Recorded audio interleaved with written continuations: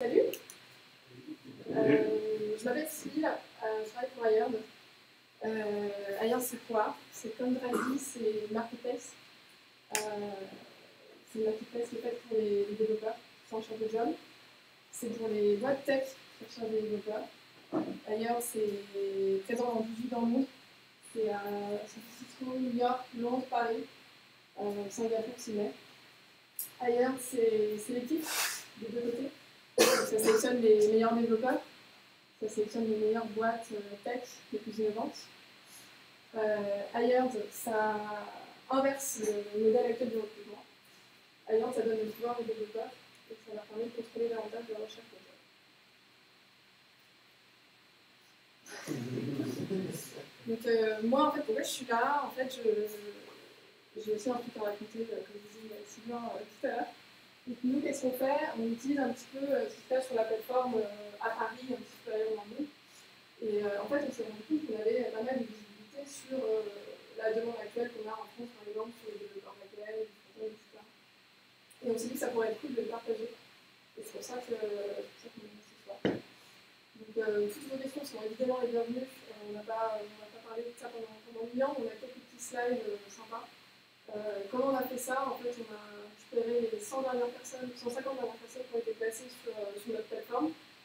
Et on a regardé un petit peu quels stacks ils utilisaient, on a regardé précisément les développeurs back-end, et c'est ce dont on va parler ce soir.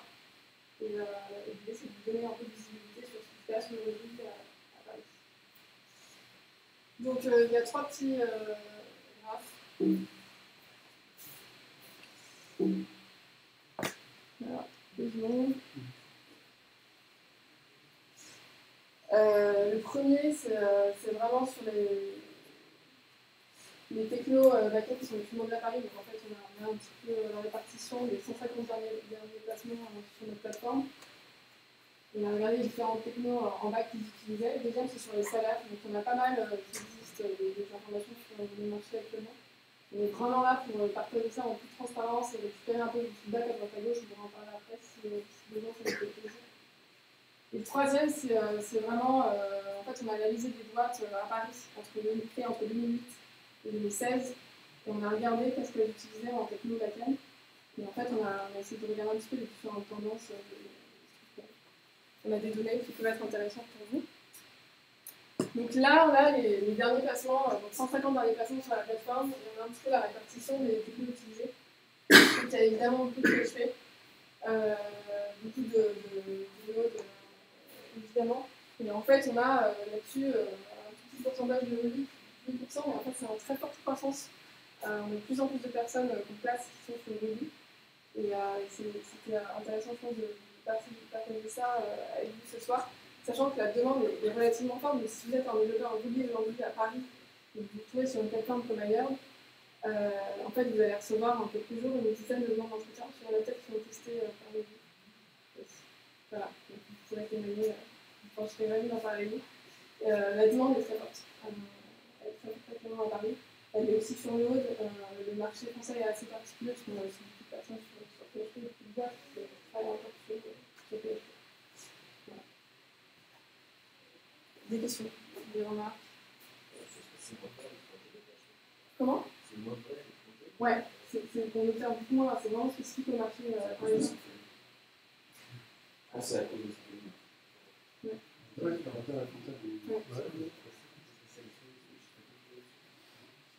Mais effectivement, en fait, du coup, on compare entre les différents bureaux avec SF, Londres, New York et tout, et on regarde un petit peu les différentes tendances qu'on a, et nous, on a vraiment un marché qui est assez particulier.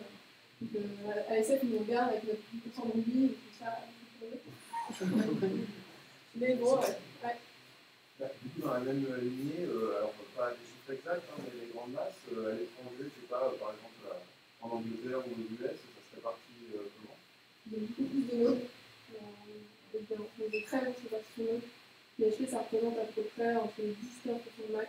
C'est vraiment très faible et c'est en baisse. Ouais, voilà, c'est assez impressionnant. Et Java, c'est présent. Ouais. Ouais, les US, c'est un peu. Bah, nous, à dire, sur les US.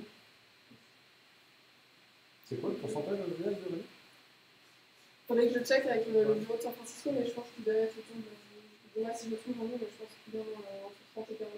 C'est quand même plus grand, mais ouais. Enfin, pas faire un tiers à 3 000. Ouais. Après, c'est les boîtes tech, donc c'est des boîtes jeunes, quoi.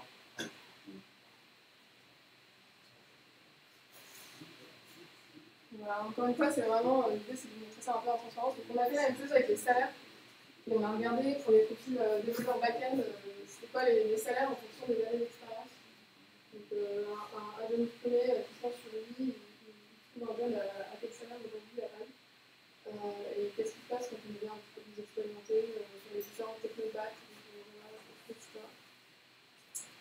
Donc là, en fait, Ruby, c'est un petit peu au même niveau que Node actuellement à Paris. Donc, si vous êtes développeur Ruby, vous avez plus de 4 ans d'expérience, on a un positionnement d'après la donnée qu'on a sur notre plateforme autour de 55 à peu près K euros en brut annuel.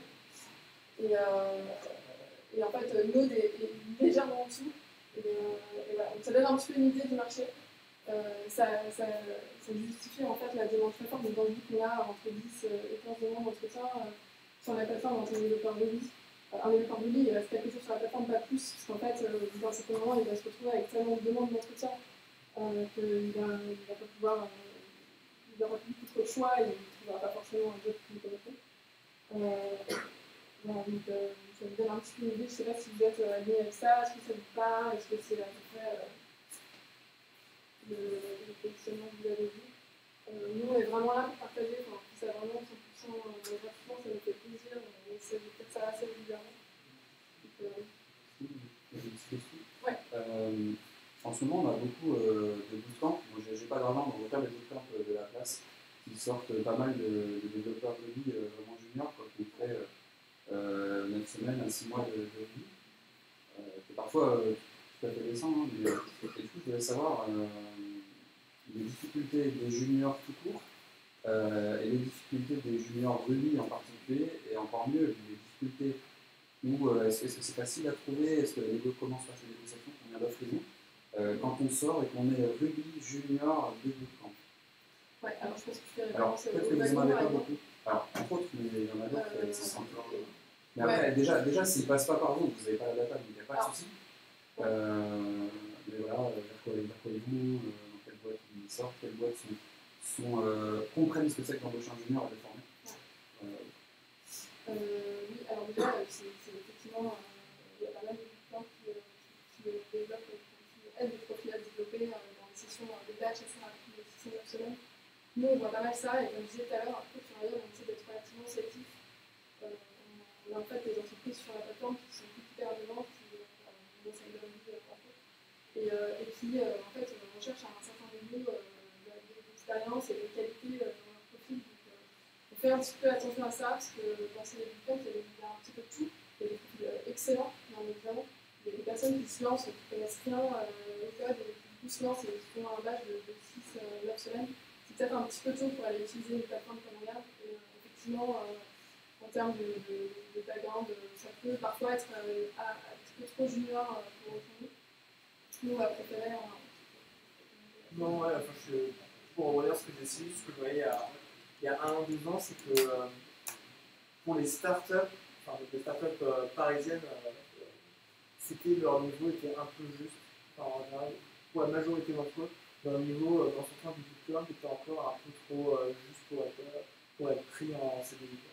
En revanche, tu avais quand même une partie d'entre eux qui réussissaient alors soit à faire un peu de freelance dans un premier temps, ou soit signer un CDD, ou soit ils pouvaient rejoindre leur USN ou autre pour un peu, entre guillemets, se faire aidant, et après avoir ces petits 6-12 mois d'expérience qui leur permettaient de rejoindre une startup derrière.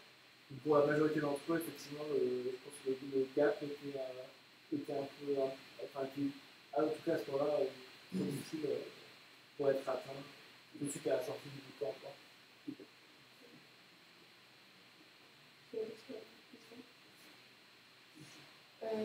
Le dernier petit graphe, en fait, c'est simplement une étude, donc c'est ce que je disais tout à l'heure. En fait, on a regardé les boîtes françaises avec lesquelles on travaille entre 2008 et 2016. Et on a comparé ce qu'elles utilisent, les technos back-end qu'elles utilisent. Et donc, on voit que clairement, PHP, ce qu'il disait, il y a un très fort déclin. Et nous, on voit sur la plateforme, en fait, les développeurs sur Symfony aujourd'hui, il y a toujours une forte demande parce qu'on est en France, mais c'est quand même vraiment à la baisse. Par contre, les boîtes créées entre 2014 et 2016, il y a plein qui sont sur Node, il y a plein qui sont sur Ruby. Je pense que vous l'observez aussi, d'ailleurs, je suis curieuse de savoir les boîtes pour lesquelles vous travaillez, est-ce que c'est très simple ou pas? Si vous êtes à Paris, vous êtes sur Ruby. Voilà. Et après, Python Java est relativement stable. Est-ce que c'est quelque chose qui vous surprend ou est-ce que ça vous parle? Ouais.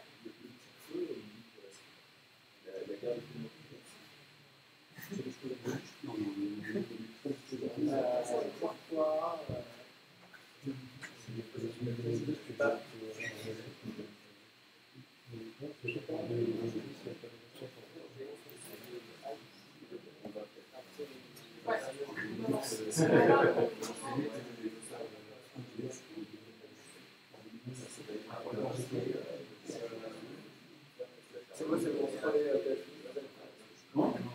troller en blanc? On ne troll pas, non, je prends les ailes, je prends les ailes. Les PHP sont les ailes, surtout quand ils vont chez nous. On a des fondations pour eux. On joue en échange. Je vois que Java baisse, c'est global et que le marché, il y a de moins en moins de Alors ça dépend effectivement des marchés et on peut en parler tout à l'heure si tu veux, juste après. Je ne sais pas, je ne vais pas utiliser trop de temps, mais il n'y a aucun problème. On échange là-dessus tout à l'heure. Je veux juste savoir, vous faites passer des tests techniques aux gens pour. Ouais, on a un test technique sur la merde pour la fidélité à la qualité qui évolue avec les différentes versions de Ruby et de Rails. Certainement, en fait, c'est notre HQ à Sciences qui gère ça, mais nous, on n'a pas tous les tests même à Paris. Donc, de choisir après la technique que vous utilisez. C'est le même test. C'est pas systématique.